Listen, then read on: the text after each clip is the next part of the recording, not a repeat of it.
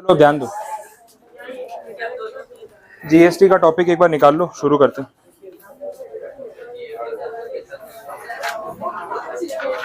चलो बातें नहीं है।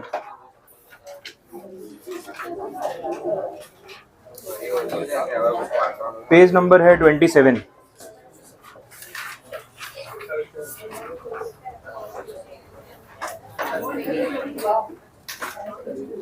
ठीक है, स्टार्ट करें। चलो ध्यान देना। हाँ, जीएसटी का टॉपिक अपना कंटिन्यू कर रहे हैं। लास्ट लेक्चर में अपने सेक्शन 8 और सेक्शन 9 पे बात कर रहे थे। उसमें से आपको किसी को कुछ क्वेरी कुछ पूछना है? Composite supply, mix supply, artificial bundling, natural bundling, ये सब पे बात हो रही थी। तो हमने वहाँ पे देखा कि जो गुड्स कॉम्बो पैक में एक साथ बेचे जा रहे हैं वो अगर टेरिफ में डिफरेंट कैटेगरीज को बिलोंग करते हैं जिनमें जीएसटी का रेट हो सकता है कि डिफरेंट हो, तो इस सिचुएशन में जीएसटी कैसे लगेगा उसमें ऑप्शंस हैं। अगर वो गुड्स और सर्विसेज कॉम्बो में जो प्रोवाइड की जा रही है इट इज़ नेसेसरी कि ये साथ में एज अ कॉम्बिनेशन ही प्रोवाइड की जाए, तो that is natural bundling. Otherwise हमने देखा it is called artificial bundling, जहाँ पे सिर्फ मार्केटिंग के लिए या रेवेन्यू बढ़ाने के लिए कंपनीज प्रोडक्ट्स को एक साथ कॉम्बो पैक में या एक प्रोडक्ट पे दूसरा प्रोडक्ट फ्री उस तरीके से वो ऑफर कर रहे हैं। तो वहाँ हमने देखा कि आर्टिफिशियल बंडलिंग में जो भी सप्लाईज इंक्लूडेड है whichever is higher that is the rate of GST, और वो पूरे सप्लाई पे एप्लीकेबल हो जाएगा। और ये अगर नेचुरल बंडलिंग की बात होगी तो क्या रूल था उसमें? प्राइमरी सप्लाई या प्रिंसिपल सप्लाई। ठीक है, जो प्रिंसिपल सप्लाई जो होगा which is the main supply उस पर फोकस करेंगे, उसका जो जीएसटी का रेट होगा वो पूरी वैल्यू पे एप्लीकेबल हो जाए। ठीक है, तो ये नेचुरल और आर्टिफिशियल में बेसिक डिफरेंस था। फिर हमने सेक्शन 9 देखा जो बहुत ही सिंपल सेक्शन था। उसमें कंडीशन क्या थी? Normal charge and forward charge. मतलब मैं आपको सर्विसेज प्रोवाइड कर रहा हूँ, जीएसटी मैं आपसे कलेक्ट करूंगा, डिपार्टमेंट को पे करूंगा, नॉर्मल चार्ज। रिवर्स चार्ज वाली स्कीम में क्या था? आप सर्विस अवेल कर रहे हो ना, आप खुद जाके जीएसटी सबमिट करोगे, मैं कलेक्ट नहीं करूँगा। That is the difference. तो हमने 9 के सबसेक्शन 3 और 4 में ये दो बातें देखी। लास्ट सबसेक्शन उसका था जो ई कॉमर्स ऑपरेटर्स को लेके था। मैंने आपको बताया कि सेक्शन नंबर 52 जो आगे हम टीसीएस का एक टॉपिक देखेंगे वहाँ पे इसके बारे में बात होगी कि एग्जैक्टली ये कैसे काम करता है। तो अभी हमें उस पर डिटेल में नहीं जाना, तो इतने टॉपिक्स हमने डिस्कस किए। अब आज का जो आगे अपना टॉपिक है section 10, that is composition levy scheme.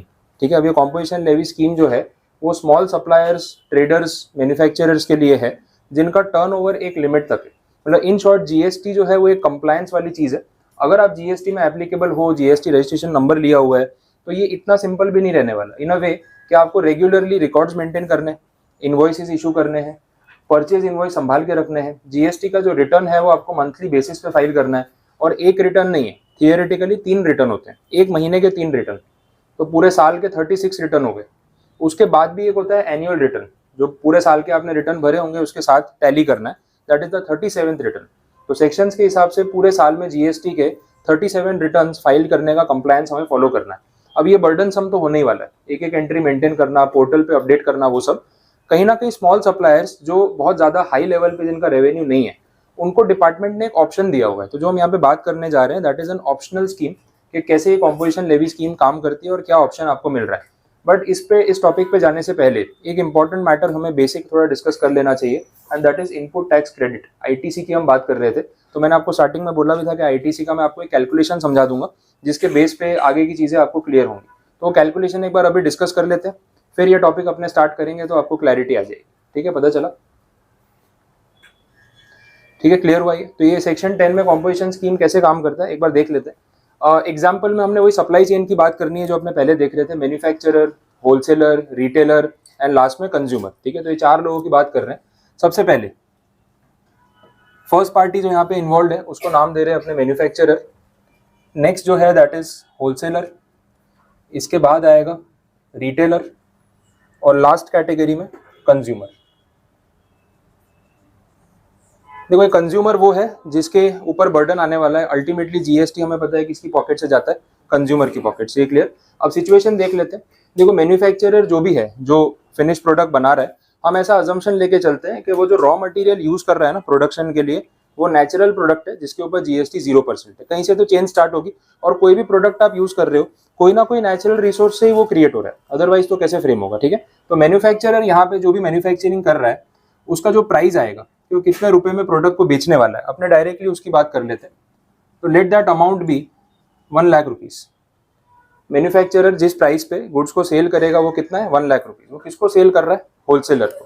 तो अल्टीमेटली गुड्स यहाँ से यहाँ पास ऑन हो रहे हैं, जो वैल्यू है वो 1 लाख रुपए, और अपने अज्यूम कर लेते हैं कि जीएसटी का जो रेट है दैट इज 12%।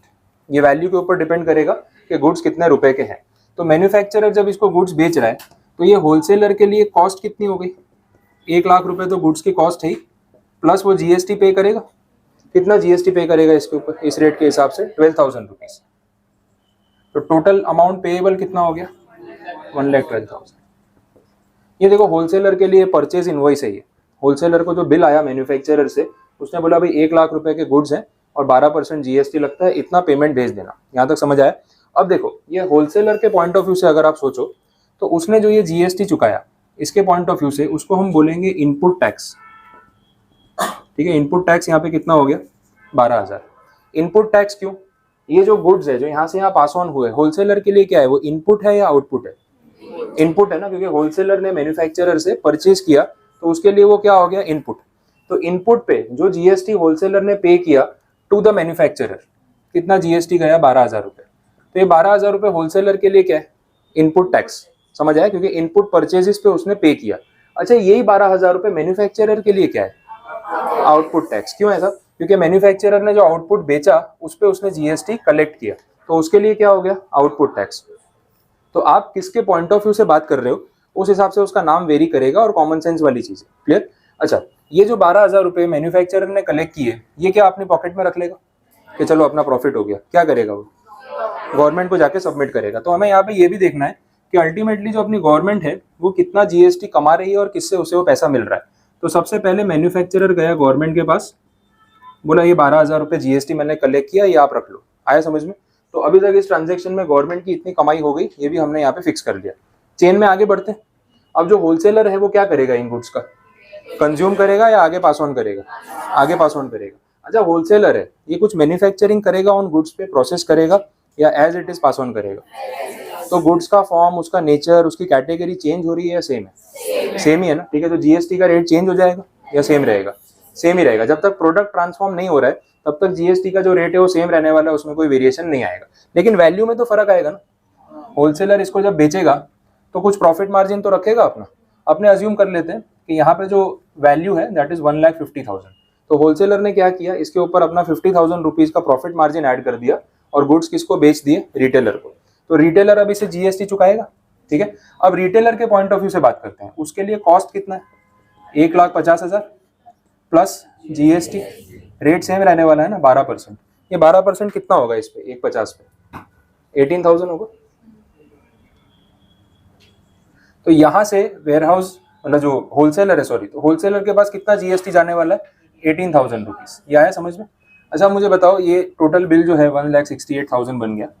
अब ये 18,000 का जीएसटी रिटेलर के लिए कौन सा जीएसटी, इनपुट टैक्स या आउटपुट टैक्स, इनपुट टैक्स। क्यों, क्योंकि रिटेलर ने होलसेलर से गुड्स परचेज किए, उसके सामने उसने जीएसटी चुकाया, तो ये 18,000 रिटेलर के लिए हो गया इनपुट टैक्स।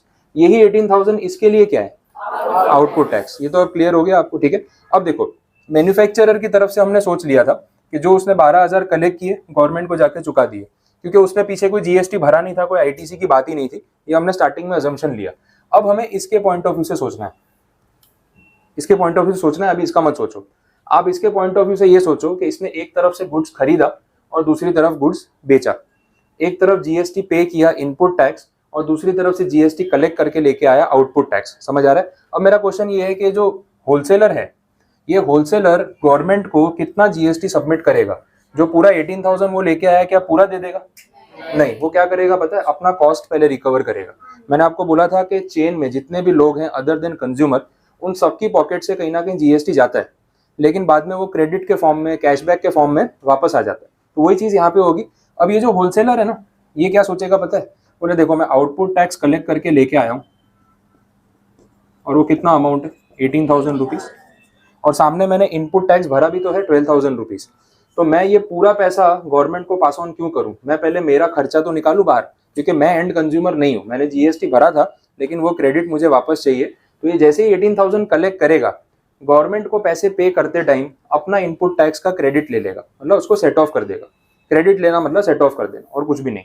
तो ये 18 में से वो 12,000 करेगा माइनस, बाकी कितना बचा, 6,000। अब इस पे उसका कोई राइट नहीं है, जो उसने पे किया था वो रिकवर कर लिया ना, बाकी का 6,000 वो क्या करेगा, जाके गवर्नमेंट को पे कर देगा। आया समझ में? अब देखो इस पॉइंट तक आते आते गवर्नमेंट को टोटल जीएसटी कितना मिला? 18,000। समझ आ रहा है? वो यही वाला 18,000 है और कुछ नहीं, लेकिन 2 इंस्टॉलमेंट्स में। आगे बढ़ते हैं, देखो और क्लैरिटी आएगी। अब ये रिटेलर की बात करें हम, इसने गुड्स 1,50,000 में खरीदे, 18,000 जीएसटी दिया। अभी आप इसके पॉइंट ऑफ व्यू से सोचो तो इसका ना इनपुट टैक्स के नाम पे 18,000 ब्लॉक हुआ पड़ा है। जब तक आगे गुड्स बेचेगा नहीं तब तक इसका कोई बेनिफिट ले नहीं पाएगा, तो आगे बेचना ही पड़ेगा। अब ये रिटेलर क्या कर रहा है? कंज्यूमर को गुड्स बेच रहा है, वैल्यू अपने फिक्स कर लेते हैं, सपोज 3 लाख रुपए, प्रॉफिट मार्जिन ऐड करके जो भी है, तो उसने डबल कर दिया, 3 लाख रुपीज में कंज्यूमर को गुड्स बेच रहा है। कंज्यूमर इसको जीएसटी पे करेगा या नहीं? रेट चेंज हो जाएगा, सेम रहेगा। गुड्स सेम ही कंडीशन में है, ट्रांसफॉर्मेशन हुआ नहीं है, तो यहाँ से यहाँ जीएसटी पास ऑन होगा। अब कंज्यूमर के लिए कॉस्ट है 3 लाख रुपए प्लस जीएसटी, सेम रेट 12%, तो ये हो गया 36,000। तो उसका टोटल बिल बन गया 3,36,000। अब ये 36,000 कंज्यूमर ने रिटेलर को पे कर दिए। अब रिटेलर के पॉइंट ऑफ व्यू से सोचो, आउटपुट टैक्स कितना कलेक्ट करके लेके आया कस्टमर से? 36,000। क्या पूरा गवर्नमेंट को दे देगा? बोले यार मेरा भी तो 18,000 पैसा लगा हुआ है जो अभी तक वापस नहीं आया। बोले पहले इसको साइड पे निकालो इसमें से, बाकी जो बचता है वो गवर्नमेंट को दे दो, उससे हमें कोई मतलब नहीं है। तो ये अल्टीमेटली रिटेलर की पॉकेट से गवर्नमेंट को कितना अमाउंट मिलेगा? 18,000। ये समझ आ गया? अच्छा अब आगे कंज्यूमर की बात करें, इसकी पॉकेट से गया है ना 36,000, ये कंज्यूमर है, खुद कंज्यूम कर रहा है, आगे किसी को बेचने वाला है नहीं, तो ये 36,000 वसूल कर पाएगा नहीं। तो अल्टीमेटली इसकी पॉकेट से गया, इसका तो खर्चा हो गया, इसका कोई क्रेडिट या रिकवरी उसकी होने वाली नहीं। तो ये चेन यहाँ पे रुक गया ना, बिकॉज आगे गुड्स पास ऑन होने बंद हो गए। अब पूरे ट्रांजेक्शन में आप देखो गवर्नमेंट की कमाई कितनी हुई? 36,000। ये पूरा 36,000 किसकी पॉकेट से गया? इन तीनों की पॉकेट से कोई जीएसटी का पैसा परमानेंटली गया एज अ कॉस्ट? नहीं।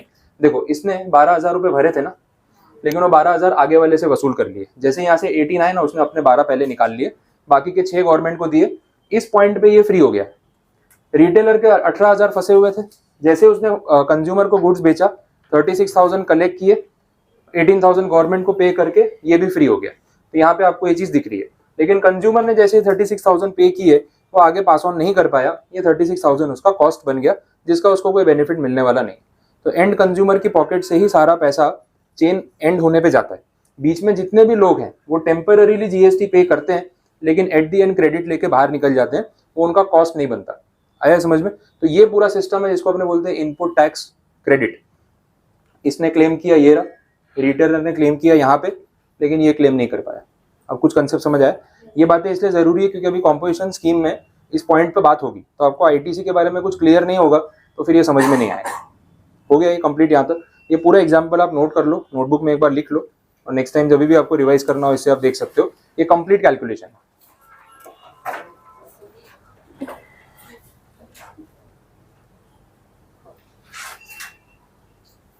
ठीक, चल देखते हैं आगे।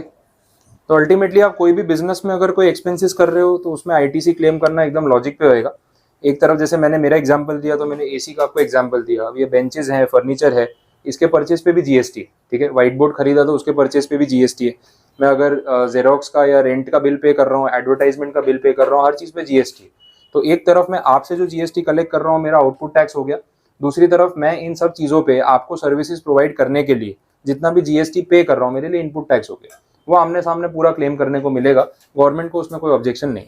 लेकिन आप जैसे मैंने एसी का एग्जांपल दिया, मैंने मेरे घर पे एसी लगाया, वो बिजनेस यूज नहीं है ना, वो एसी लगा के मैं उससे आगे कोई कमाई थोड़ी ना कर रहा हूँ, कोई सर्विस तो दे नहीं रहा हूँ, वो पर्सनल यूज है। तो उसमें जो मैंने जीएसटी भरा वो मेरा कॉस्ट है। लेकिन ऑफिस पर्पस के लिए अगर मैंने लगाया तो उसका मेरे को आईटीसी मिल जाएगा। तो यूज क्या है, पर्पस क्या है, उस पर डिपेंड करेगा क्रेडिट मिलेगा या नहीं मिलेगा। आगे अभी समझ में क्लियर है? अब अपने स्कीम पे चलते हैं। कॉम्पोजिशन लेवी स्कीम एग्जैक्टली है क्या? सेक्शन नंबर 10 है रेफरेंस का। बहुत सिंपल और लॉजिकल स्कीम है और कोई ऐसा टेक्निकल बात नहीं है, बट अब ये माइंड में क्लियर है तो आपको समझ आएगा कि वहाँ पे हो क्या रहा है। ठीक है, अब कॉम्पोजिशन स्कीम का बेसिक आइडिया जो मैंने आपको बोला वो ये है, small service providers, small assessees, उनको बेनिफिट देना है कि आप जीएसटी के कंप्लायंसेस से डिस्काउंट ले लो, मेहनत मत करो जीएसटी का रिकॉर्ड मेंटेन करने पे, थोड़ा बहुत हम लेट गो कर सकते हैं और उसकी एक लमसम स्कीम बना देते हैं। ये स्कीम ईयरली स्कीम है और ऑप्शनल है, मतलब हर साल के स्टार्टिंग में 1 अप्रैल को आप डिसाइड कर लो कि इस फाइनेंशियल ईयर में आपको ये स्कीम में जाना है या फिर नहीं। अगर आप इस स्कीम में नहीं जाओगे तो आप क्या करोगे? फिर आप ये करोगे जो यहाँ पे हो रहा था, एक तरफ से जीएसटी कलेक्ट करोगे, दूसरी तरफ से इनपुट टैक्स का क्रेडिट लोगे, बिल इशू करोगे, वहाँ से जो बिल आया उसको संभाल के रखोगे और हर महीने के रेगुलर रिटर्न फाइल करोगे। ये सब कंप्लायंसेस आपको करने हैं और फिर आप इस तरीके से आईटीसी लेके गवर्नमेंट को जो पैसा देना है वो डिफरेंस का अमाउंट सबमिट कर सकते हो। Composition scheme is something else. Composition scheme का बेसिक आइडिया ये कि आपका जो टर्नओवर है पूरे साल का वो एक लिमिट से कम होना चाहिए। वो लिमिट पे अपने बात करेंगे, एक लिमिट से कम होना चाहिए। उसका आपको एडवांटेज ये मिलेगा कि एज एन असेसी आपको सामने कस्टमर से आउटपुट जीएसटी कलेक्ट नहीं करना है, तो आपको ना टैक्स इनवॉइस इशू करके इससे पैसे लेने की जरूरत नहीं है जीएसटी के, आप अपने गुड्स का अमाउंट सिर्फ चार्ज कर लो। ऑन द अदर हैंड एक डिसएडवांटेज ये रहेगा कि आपने अगर पीछे जीएसटी पे किया हुआ है तो उसका क्रेडिट आपको नहीं मिलेगा। लॉजिकल है, जब आउटपुट टैक्स ही कलेक्ट नहीं करोगे तो सामने आईटीसी का क्रेडिट कहाँ से मिलेगा? आया समझ में? तो ये आपका कॉस्ट बन जाएगा जो रिकवर नहीं होने वाला। कोई रिफंड, कोई आईटीसी का यहाँ पे प्रोविजन नहीं। दूसरा एक कंप्लायंस, ये वेर जैसे आपने देखा कि होलसेलर है तो होलसेलर को यहाँ पे क्या करना पड़ेगा, अपनी पॉकेट से एक नॉमिनल अमाउंट ऑफ जीएसटी पे करना पड़ेगा। आपको सुन के लगेगा ये स्कीम फायदे के लिए बनाई है या नुकसान के लिए, और फायदा अगर हो रहा है तो हमारा या सरकार का, वो कॉस्ट बेनिफिट एनालिसिस करेंगे। एक्चुअली में ऐसा नहीं है कि सीधा आप ही का फायदा है, कैलकुलेशन पे रहेगा कि आपको क्या बेनिफिट दे रहा है। नॉर्मल स्कीम में जाके आईटीसी लेना सही है या फिर ये कलेक्ट ना करें, ये कॉस्ट में जाने दें और पॉकेट से थोड़ा बहुत जीएसटी पे करें, वो सस्ता है। तो हर एक की सिचुएशन में नंबर्स बताएंगे कि कौन सी स्कीम आपके लिए बेटर है, नॉर्मल या फिर कॉम्पोजिशन स्कीम। बट अभी फिलहाल हम इस पे फोकस कर रहे हैं कि स्कीम में उन्होंने बोला क्या। आगे समझ में? अब बात करते हैं लिमिट क्या है, किसको ये स्कीम एलिजिबल है। तो एलिजिबिलिटी के लिए ये बोला कि किसी भी ईयर में अगर आपको इस स्कीम में जाना है, कॉम्पोजिशन लेवी स्कीम में, तो ये देखा जाएगा कि प्रीसीडिंग फाइनेंशियल ईयर, जो आपका पिछला साल अभी खत्म हुआ है, उसमें आपका टर्नओवर कितना था। अब टर्नओवर का मतलब क्या होता है? Revenue, sales. प्रॉफिट की बात नहीं कर रहा हूँ, सेल की बात कर रहा हूँ। तो जो रेवेन्यू का अमाउंट उन्होंने बोला दैट इज 1.5 करोड़ या 150 लाख बोल रहे हैं, ठीक है। तो 1.5 करोड़ तक अगर आपका पिछले साल में टर्नओवर था, जो अभी 31 मार्च खत्म हुई, तो इस साल आप कॉम्पोजिशन स्कीम का एडवांटेज ले सकते हो। आ गया समझ में? अगर आपका टर्नओवर 1.5 करोड़ से ज्यादा रहा तो इस साल आपके पास ये स्कीम का ऑप्शन ही नहीं है। फिर ये नॉर्मल वाला जो सिस्टम है ना, इसी में आपको जाना पड़ेगा, कोई और चॉइस नहीं है। आ गया समझ में? अगर आप 1.5 करोड़ से नीचे हो और फिर आप बोलते हो हम कॉम्पोजिशन स्कीम में जा रहे हैं, आउटपुट टैक्स हम नहीं कलेक्ट करेंगे, आईटीसी क्लेम नहीं करेंगे, तो अपनी पॉकेट से कितना जीएसटी देना है। वो जीएसटी का रेट बहुत नॉमिनल है। वो जीएसटी का रेट आप देख लो, यहाँ पे नोट्स में आपको दिख जाएगा, टेबल में मैंने कवर किया हुआ है चैप्टर के 2nd पेज पे ही। उसमें डिवीजन है मैन्युफैक्चरर, सप्लायर ऑफ सर्विस में रेस्टोरेंट सर्विस प्रोवाइडर, और तीसरा जो 3rd कैटेगरी है ना, उसमें अपने ट्रेडर्स का एग्जांपल ले सकते हैं, ठीक है। बाकी और कोई बचता नहीं है। अदर्स बोला है लेकिन अदर्स में मोस्टली ट्रेडर्स ही आएंगे। तो फर्स्ट कैटेगरी में कौन है? मैन्युफैक्चरर्स। अगर आप मैन्युफैक्चरर हो तो अपनी पॉकेट से आप कितना जीएसटी पे करोगे? टोटल 1%। 1% आपके टर्नओवर पे, सिर्फ 1%। आधा % सीजीएसटी, आधा % एसजीएसटी। समझ आ गया? यही अगर आप सर्विस प्रोवाइडर हो तो इनिशियली ये जो अभी अपन सबसेक्शन पढ़ रहे हैं 10 का सबसेक्शन 1, उसमें सिर्फ रेस्टोरेंट सर्विस प्रोवाइडर एक सर्विस थी जिसको ये स्कीम का बेनिफिट उन्होंने दिया था इनिशियली। अभी अमेंडमेंट के बाद बाकी सर्विस प्रोवाइडर्स को भी इंक्लूड किया है, लेकिन as on that date initially सिर्फ रेस्टोरेंट सर्विस प्रोवाइडर्स ही इस कैटेगरी में कवर होते थे। अच्छा, अगर आप रेस्टोरेंट सर्विस प्रोवाइडर और कॉम्पोजिशन स्कीम में जा रहे हो तो जीएसटी कितना भरोगे अपनी पॉकेट से? 5%। 2.5% सीजीएसटी, 2.5% एसजीएसटी। अपनी पॉकेट से आप 5% जीएसटी पे करोगे, ठीक है। कस्टमर से कुछ भी कलेक्ट करने की जरूरत नहीं है। तो ये कॉम्पोजिशन स्कीम का एडवांटेज हो गया। 3rd, अगर आप ट्रेडर हो तो ट्रेडर के केस में भी सेम रेट 1%। तो मैन्युफैक्चरर और ट्रेडर के लिए रेट सेम है, रेस्टोरेंट सर्विस प्रोवाइडर के लिए रेट 5%। क्लियर? तो ये स्कीम में जो उन्होंने बोला वही रेट हमें मानना पड़ेगा। आया समझ में? तो अभी तक इस स्कीम के हिसाब से अगर मुझे कॉम्पोजिशन स्कीम में जाना हो तो ये टेबल मुझे तो कवर करता नहीं, क्योंकि ना मैं मैन्युफैक्चरर हूँ, ना मैं ट्रेडर हूँ, और सर्विस प्रोवाइडर में मैं रेस्टोरेंट सर्विस प्रोवाइड नहीं कर रहा हूँ। तो मेरे लिए ये स्कीम अभी तक अवेलेबल नहीं है। आगे अमेंडमेंट पे बात करेंगे तो पता चलेगा कि भाई अब मैं कवर हो रहा हूँ या नहीं हो रहा हूँ। यहाँ तक समझ आए? अब ये जो 1.5 करोड़ या 150 लाख का मैंने आपको लिमिट बोली, कुछ पर्टिकुलर स्टेट्स में वो लिमिट इससे आधी है, 75 लाख। उसको बोलते हैं स्पेशल कैटेगरी स्टेट्स। क्यों ऐसा अलग अलग भेदभाव क्यों किया यहाँ पे? तो जो स्टेट्स की हम बात करेंगे वो स्टेट्स ऐसे हैं जहाँ पे पर कैपिटा इनकम, जीडीपी में कंट्रीब्यूशन, वो सब चीजें कंपेरेटिवली बहुत लो है, तो इसलिए वहाँ पे लिमिट भी नीचे रखी है, ठीक है। वो स्टेट्स के नाम देखो, आपको खुद ही रियलाइज हो जाएगा। फर्स्ट पेज पे ही है, ये टेबल बॉक्स बना हुआ है ना, उसके ऊपर ही अरुणाचल प्रदेश, मणिपुर, मेघालय, सिक्किम, नागालैंड, मिजोरम, त्रिपुरा, उत्तराखंड, ये सारे जितने भी स्टेट्स हैं इनमें लिमिट कितनी देखी जाएगी? 75 लाख। उसका इंटरप्रिटेशन ये हुआ कि 75 लाख से ज्यादा अगर आपका प्रीवियस या प्रीसीडिंग फाइनेंशियल ईयर में टर्नओवर था तो आप इस स्कीम से बाहर हो गए।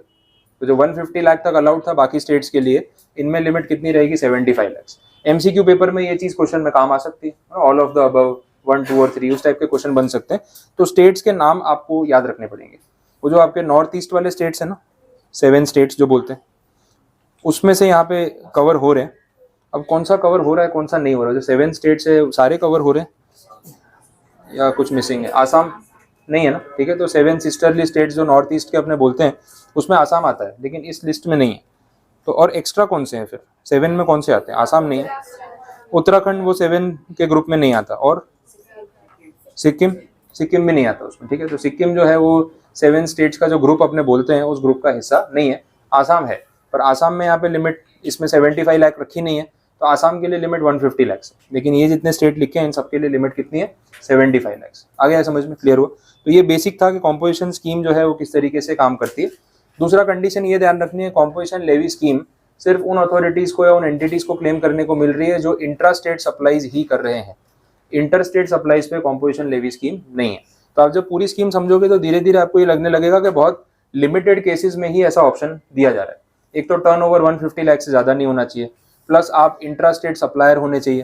फिर बोला आप मैन्युफैक्चरर या ट्रेडर हो सकते हो। सर्विस प्रोवाइडर में सिर्फ रेस्टोरेंट वालों को अलाउ किया, बाकी सब सर्विसेज वाले इस सेक्शन से बाहर हो गए। तो हर किसी के लिए ये स्कीम नहीं है। एलिजिबिलिटी के सारे क्राइटेरिया पूरे करोगे तो ही आप इस स्कीम में आ सकते हो। डन? पता चला ये? चलो आगे बढ़ते हैं। अच्छा, इसी में देखना जो अपन ने पॉइंट अभी देखा 75 लाख 150 लाख वाला, उसके नीचे जो बॉक्स है ना उसके बाद एक पॉइंट दे रखा है, कॉम्पोजिशन स्कीम जो लोग ऑप्ट कर रहे हैं उनको कुछ और सर्विस के बारे में कुछ बेनिफिट दिया गया। ये बहुत अच्छा पॉइंट है, ये अमेंडमेंट के थ्रू ऐड हुआ, ओरिजिनल स्कीम में पॉइंट नहीं था। अब ये क्या कंडीशन है वो आप समझो। यहाँ पे ऐसा बोला हुआ है कि इनिशियली जब वो कॉम्पोजिशन स्कीम लेके आए तो बोला या तो आप मैन्युफैक्चरर हो या रेस्टोरेंट सर्विस प्रोवाइडर हो या ट्रेडर हो, तो ही आपको ये सर्विस इसका स्कीम का बेनिफिट मिलेगा। लेकिन आप एज अ ट्रेडर या मैन्युफैक्चरर के पॉइंट ऑफ व्यू से सोचोगे तो कहीं ना कहीं बहुत सारे ट्रेडर्स ने कंप्लेंट किया इस पॉइंट पे कि भाई वैसे आपने हमारे लिए कॉम्पोजिशन स्कीम रखी है बट एक पॉइंट आप स्किप कर गए, मिस कर गए, और उस वजह से क्या हुआ, हम ये स्कीम से बाहर हो गए। अब एक एग्जांपल लेते हैं अपने, जैसे सपोज ट्रेडर की या आपने रिटेलर की बात कर रहे हैं।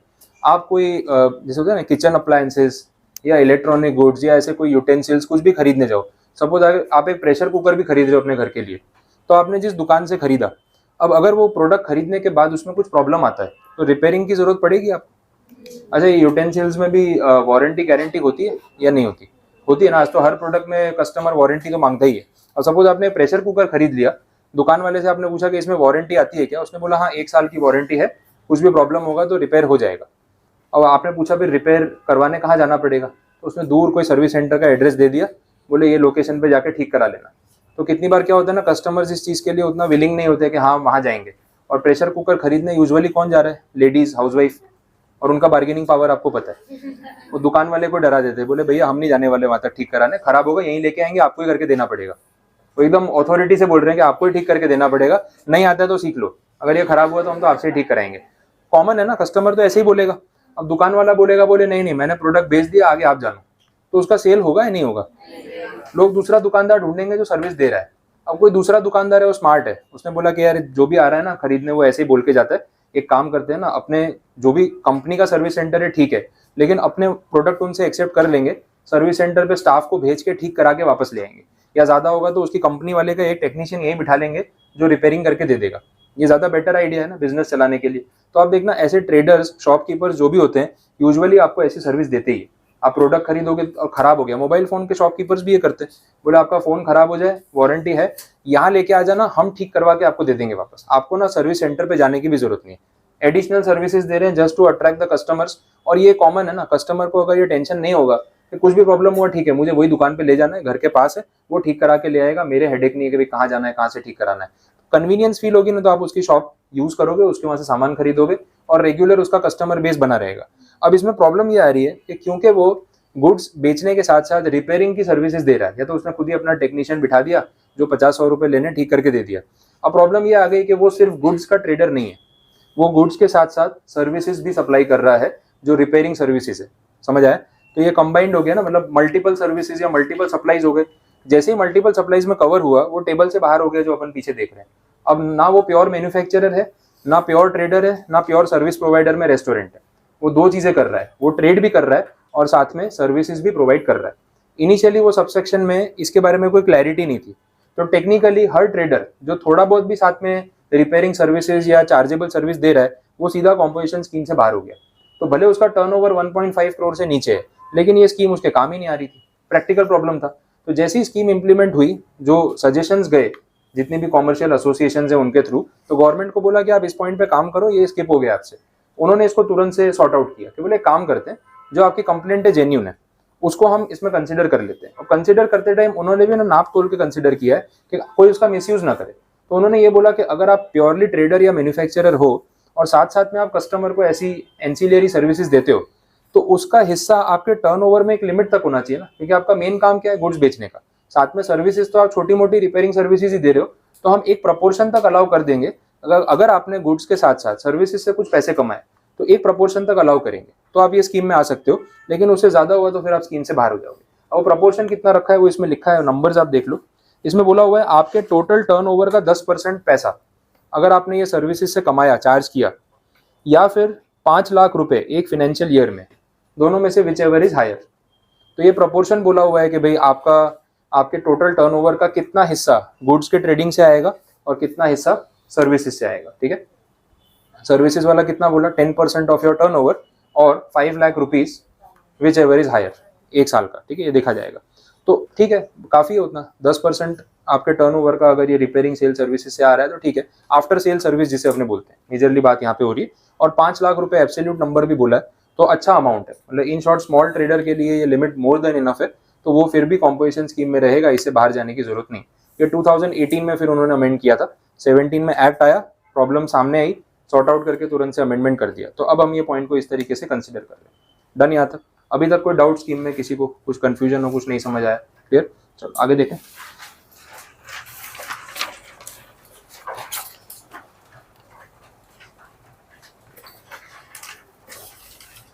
अब इसका मैं आपको थोड़ा कैलकुलेशन बता देता हूँ। वो जो 150 लाख की लिमिट है उसको कैसे इंप्लीमेंट करना है वो देख लेते हैं, फिर बाकी थियोरेटिकल कंडीशंस कंप्लीट करते हैं। चलो यहाँ ध्यान दो। एक पर्टिकुलर फाइनेंशियल ईयर में जब हमने हमारा बिजनेस स्टार्ट किया, सपोज 2018-19 में, इस साल में आपने अपना बिजनेस कमेंस किया। अब फर्स्ट ईयर में अगर हम बात करें कॉम्पोजिशन स्कीम का बेनिफिट मिलेगा या नहीं मिलेगा, तो इसके लिए क्या आंसर करें? पिछले साल का तो कोई रेवेन्यू टर्नओवर है ही नहीं ना, तो फर्स्ट ईयर में तो देखा जाए तो बाय डिफॉल्ट हर कोई एलिजिबल होगा फिर। तो आपका अगर बिजनेस का फर्स्ट ईयर है और आपको ऐसा लगता है कि इस साल मेरा टर्नओवर 150 लाख से ज्यादा तो नहीं होने वाला है, तो आप डेफिनेटली स्टार्टिंग से कॉम्पोजिशन स्कीम का बेनिफिट लेना स्टार्ट कर सकते हो।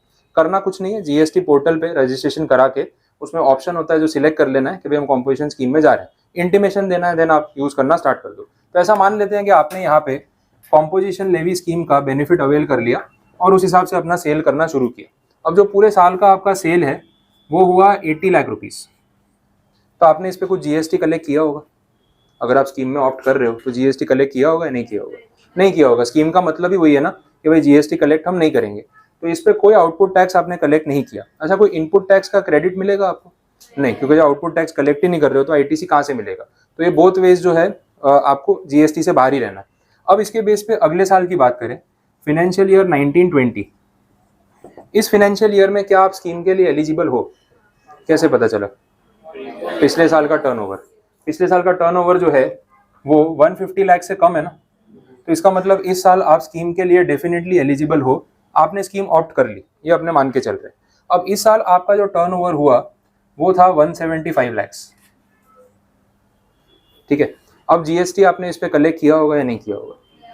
क्योंकि 80 लाख को देख के अगर आप स्कीम ऑप्ट कर रहे हो तो स्टार्टिंग से तो आपने जीएसटी कलेक्ट करना स्टार्ट किया ही नहीं होगा, बिकॉज आपने स्कीम ऑप्ट कर ली थी। बट यहाँ पे आप देखो जो आपका टर्नओवर है 150 लाख से ज्यादा हो गया ना, तो यहाँ पे स्कीम ऐसा बोलती है कि भाई जो 0 to 150 लाख का आपका सेल है उस पे आपको कोई जीएसटी कलेक्ट करने की जरूरत नहीं है। दैट इज ओके, क्योंकि आप तो शुरुआत से स्कीम फॉलो कर ही रहे थे। लेकिन क्योंकि 150 लाख से आपका टर्नओवर ऊपर चला गया, उस पॉइंट पे आप कॉम्पोजिशन स्कीम से बाहर हो गए।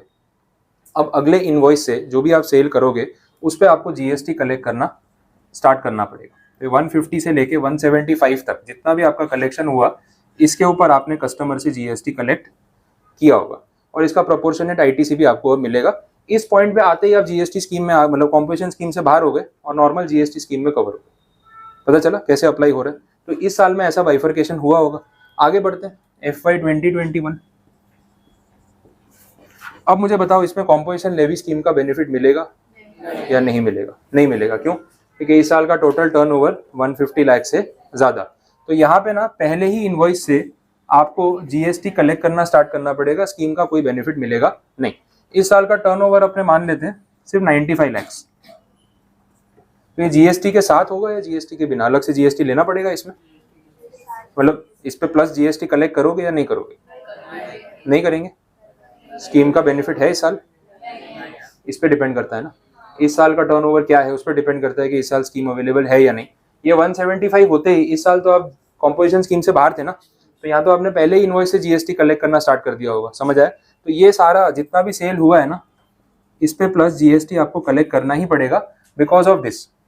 पिछले साल पे डिपेंड करता है कि इस साल क्या होगा। ठीक है। अच्छा, अब ये आपने जीएसटी कलेक्ट कर लिया, अब आगे बढ़ते हैं। मुझे बताओ 21 22 में क्या होगा? स्कीम अवेलेबल है मेरे को पास या नहीं? अब यहाँ पे देखो, यहाँ स्कीम अवेलेबल है या नहीं वो डिपेंड करता है इस पे। जीएसटी कलेक्ट किया नहीं किया उस पर डिपेंड नहीं करता है, अमाउंट पे डिपेंड करता है कि टर्नओवर कितना हुआ। Because this turnover is less than 150 तो मैं इस साल एलिजिबल हूँ। आया समझ में? तो इस साल मैं कॉम्पोजिशन लेवी स्कीम में जा सकता हूँ और वही फर्स्ट 150 लाख का जो भी मेरा टर्नओवर होगा उस पर मैं कोई जीएसटी कलेक्ट नहीं करूँगा। आया समझ में? तो ये ऐसे ऑर्डर में सीक्वेंस में रहेगा। इस साल क्या होगा पिछले साल पे डिपेंड करेगा, उस बेस पे डिसाइड होगा। क्लियर यहाँ तक? कोई कंफ्यूजन? तो ये पूरा आप ऑर्डर एक बार नोट कर लो, ऐसे ही लिख लो, ईयर लिख लो, नंबर्स लिख लो, सारे कॉम्बिनेशन मैंने इसमें कवर कर दिए। तो इस बेस पे कोई क्वेश्चन आया कैलकुलेटिव तो आपको पता चल जाएगा। कोई कंफ्यूजन है इसमें? किसी को कुछ नहीं समझ आया हो? तो सब कुछ पिछले साल पर डिपेंड करेगा। ये एक बेसिक आप ध्यान रखना। इस साल का आपका टर्नओवर का नंबर मैटर नहीं करता है, पिछले साल क्या हुआ था वो मैटर करता है, और अब इस साल क्या हो रहा है वो अगले साल के लिए मैटर करता है। ठीक है। इसलिए मैंने सारे पॉसिबल कॉम्बिनेशन यहाँ पे ले लिए।